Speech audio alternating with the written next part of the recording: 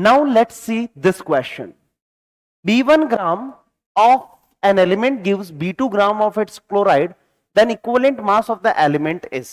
ठीक है, तो ये किस पर बेस्ड है?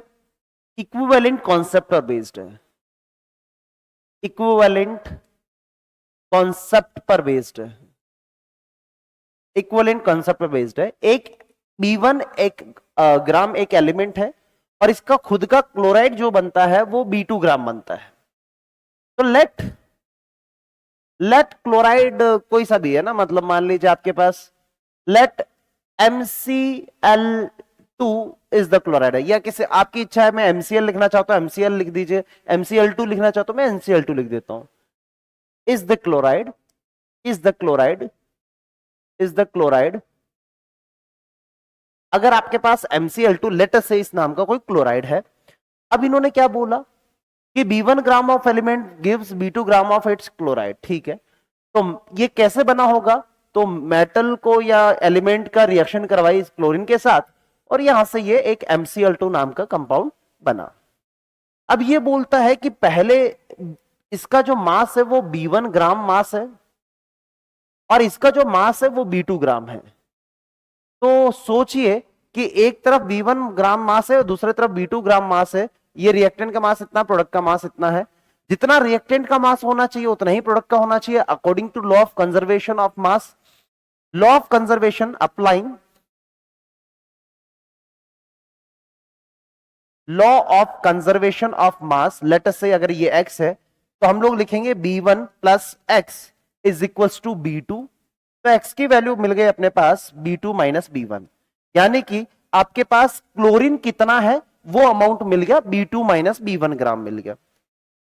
अब यहां पर इक्विवेलेंट कॉन्सेप्ट क्या बोलती है कि दो रिएक्टेंट एक दूसरे के साथ कंप्लीटली अगर रिएक्ट कर रहे हैं तो दोनों के ग्राम इक्विवेलेंट सेम होने चाहिए. तो we will write number of gram equivalent of M must be equals to number of gram equivalent of chlorine. दोनों के ग्राम इक्विवेलेंट सेम होने चाहिए. ठीक है साहब, ग्राम इक्विवेलेंट के लिए मास दे रखा है. तो नंबर ऑफ ग्राम इक्विवेलेंट का एक फॉर्मूला होता है that is weight upon equivalent weight. तो weight upon equivalent weight of metal M must be equals to weight upon equivalent weight of chlorine. ऐसा होना चाहिए. वेट वेट कितना है B1 gram upon equivalent weight. Equivalent weight क्या होता है? तो that is molar mass upon N factor. अब इन्होंने क्या बोला था, सवाल क्या पूछा है? The equivalent mass of an element. अच्छा, एलिमेंट का इक्विवेलेंट मास ही पूछा है तो डायरेक्टली इन्होंने बोला है कि equivalent mass of metal is being asked.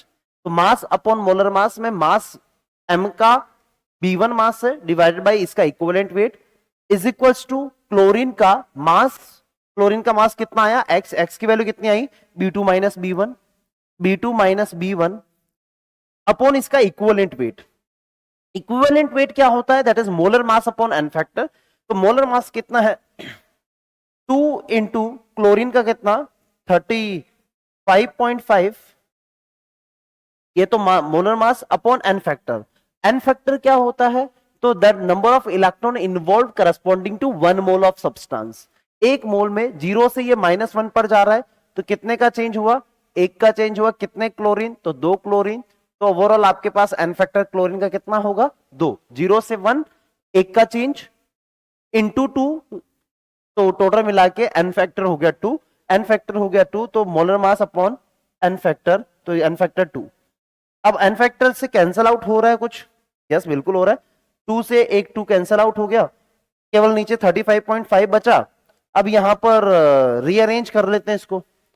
अगर रीअरेंज करते हैं तो इक्विवेलेंट वेट ऑफ M क्या होगा? इक्विवेलेंट वेट को उधर लेके जा रहा हूं, इसको क्रॉस मल्टीप्लाई कर रहा हूं. तो 35.5 B1 है ना, तो ये बन गया अपने पास B1 है और इसको मल्टीप्लाई कर रहे हो आप 35.5 से डिवाइडेड बाय नीचे की तरफ क्या आएगा? इसको नीचे लेके आया है B2 माइनस B1. ऐसा आंसर अपना बनेगा. क्या ऐसा कोई ऑप्शन है अपने पास? Let us check that. तो B1 upon B2 minus B1 into 35.5, B1 upon B2 minus B1 into 35.5, है ना? तो B ऊपर क्या था? B1, है ना? ऊपर B1 था, तो आंसर कौन सा हो जाएगा? B1 into 35.5। तो answer will be option number A.